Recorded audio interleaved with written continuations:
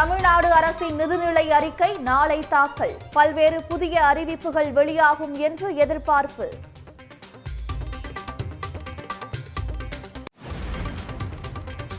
தமிழ்நாடு அரசின் பட்ஜெட் தாக்கலை சென்னையில் பொது இடங்களில் நேரலையில் ஒளிபரப்ப திட்டம். 100 இடங்களின் பட்டியலை வெளியிட்டது மாநகராட்சி நிர்வாகம்.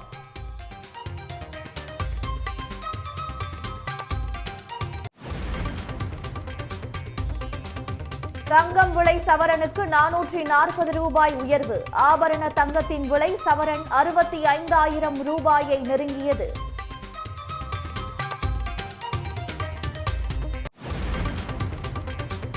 தமிழ்நாட்டையும் பெரியாரையும் இழிவுபடுத்துவதை ஒன்றிய அமைச்சர்கள் ஒரு கொள்கை முடிவாக வைத்துள்ளனர். முதலமைச்சர் நேற்று மாலை நடந்த கூட்டத்தில் பதில் சொல்லியிருக்காங்க. தொடர்ந்து அமைச்சர்கள் பதில் சொல்லியிருக்காங்க. ஒன்றிய அரசுடைய இது அவங்களுடைய பேட்டர்ன். இது நம்ம தமிழ்நாட்டையும் பெரியாரையும் இழிவுபடுத்துறது ஒரு கொள்கை முடிவாக எடுத்து செய்கிறாங்க.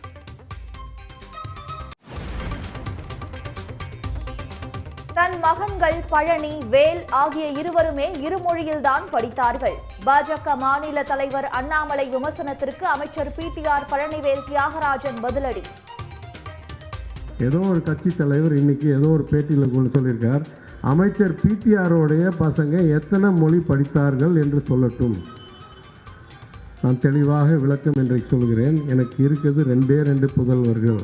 என் 2 பசங்களும் எல்கேஜிலேருந்து ஸ்கூல் முடிக்கிற வரைக்கும் இரட்டை மொழி கொள்கையில் தான் படித்தார்கள்.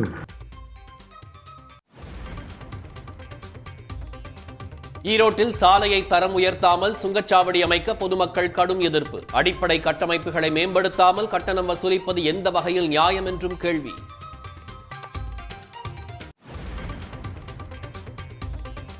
சென்னை மாநகர போக்குவரத்து கழகத்தில் 2000 ரூபாய் கட்டணத்தில் மாதம் முழுவதும் விருப்பம் போல் பயணம் செய்யும் வசதி.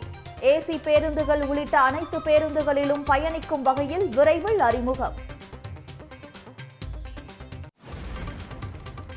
திருவனந்தபுரம் ஆற்றுக்கால் பகவதி அம்மன் கோயிலில் பொங்கல் விழா கோலாகலம். ஆயிரக்கணக்கான பெண்கள் திரண்டு பொங்கல் வைத்து வழிபாடு.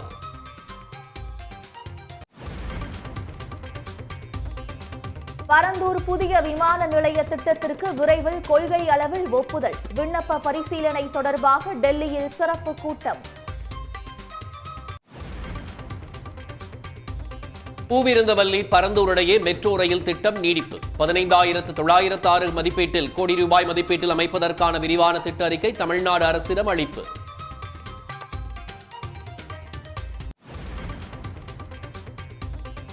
மாசிமக பௌர்ணமியை ஒட்டி மாமல்லபுரம் கடற்கரையில் குவிந்த இருளர் பழங்குடியின மக்கள்.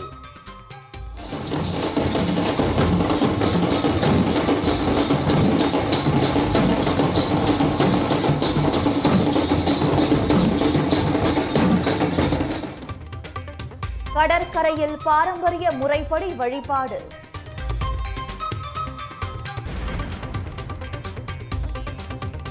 பக்தர்கள் உணவருந்திய எச்சில் இலையில் அங்க பிரதட்சணம் செய்ய தடை. தனி நீதிபதி GR சாமிநாதன் உத்தரவை ரத்து செய்து உயர்நீதிமன்ற மதுரை கிளை அமர்வு உத்தரவு. தெலங்கானா முதலமைச்சர் ரேவந்த் ரெட்டியுடன் தமிழ்நாடு அமைச்சர் குழு நேரில் சந்திப்பு. தொகுதி சீரமைப்பு கூட்டு நடவடிக்கை குழு கூட்டத்தில் பங்கேற்க அழைப்பு.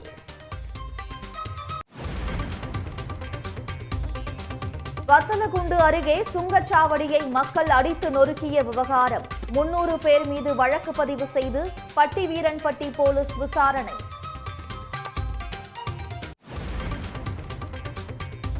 நடிகை ரன்யா ராவின் தங்க கடத்தல் வழக்கில் திடீர் திருப்பம். காவல்துறையின் பங்கு குறித்த சிறப்பு புலனாய்வு குழுவின் விசாரணையை திரும்ப பெற்றது கர்நாடக அரசு.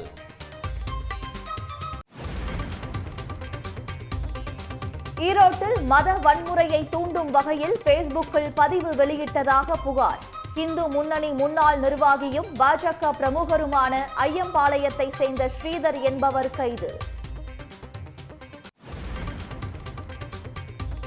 இந்தியாவின் கடல்சார் பாரம்பரியம் குறித்து விழிப்புணர்வு ஏற்படுத்தும் வகையில் கார் பேரணி. கொல்கத்தாவில் தொடங்கிய பேரணி சென்னை வழியாக கன்னியாகுமரி நோக்கி செல்கிறது.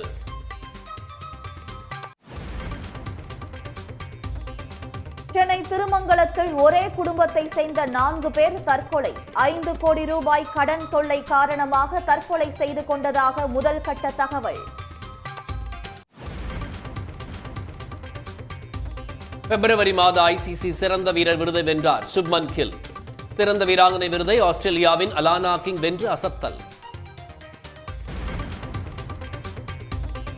தருமபுரி மொரப்பூர் ரயில் பாதை திட்டத்திற்கு நிலம் கையகப்படுத்துவதில் என்ன சிக்கல்? 6 ஆண்டுகளாகியும் தமிழ்நாடு அரசு நிலம் கையகப்படுத்தாதது ஏன் என பாமக தலைவர் அன்புமணி கேள்வி.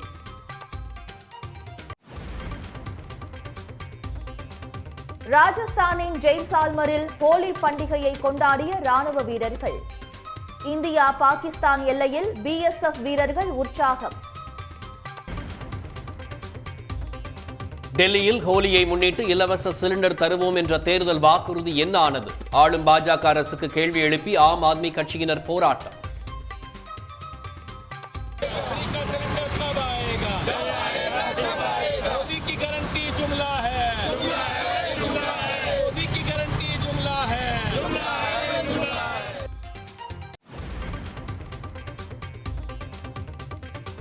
உத்தரப்பிரதேசத்தில் ஹோலி பண்டிகையை முன்னிட்டு தார்பாய்கள் கொண்டு மூடப்படும் மசூதிகள்.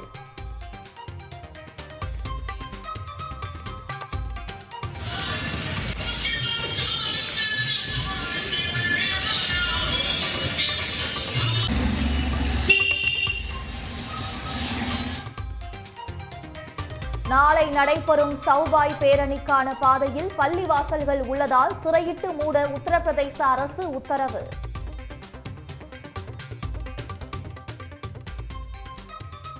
உடனுக்குடன் செய்திகளை தெரிந்து கொள்ள சன் நியூஸ் பெல் ஐகானை கிளிக் பண்ணுங்க.